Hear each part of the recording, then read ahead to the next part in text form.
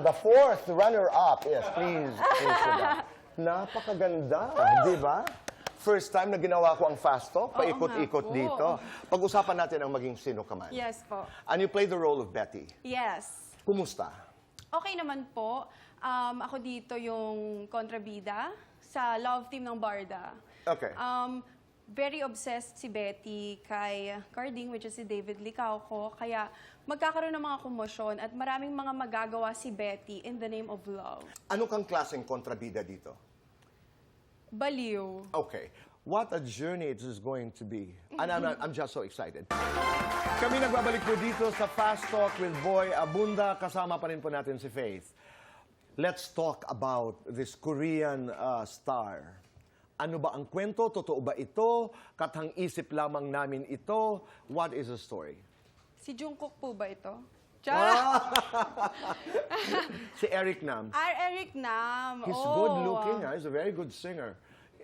Tinignan ko talaga yung IG niya kaagad nung narinig ko. So what is the story? Nagkilala ba kayo? Nag-meet ba kayo? Nag-date ba kayo?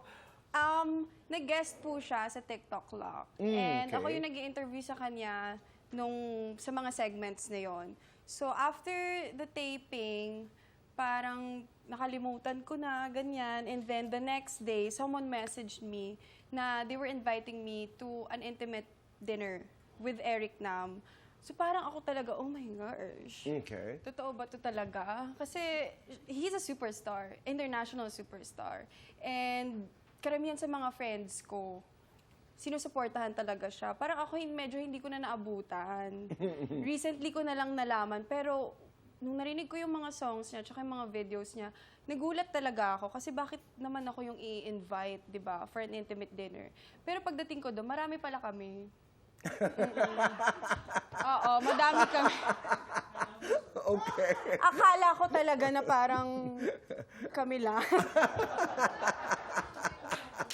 Wala naman kasi silang sinabi na parang event pala to, ganyan.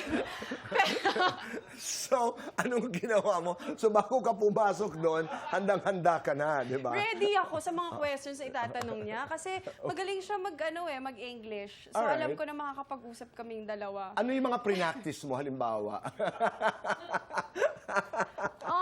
My work's been good. I am a singer, I host, and I also act. Oh. How's Korea? Oh.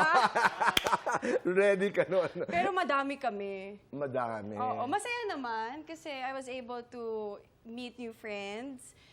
Pero umasa ako. Eric, if you're watching, I hope somebody is translating this for you.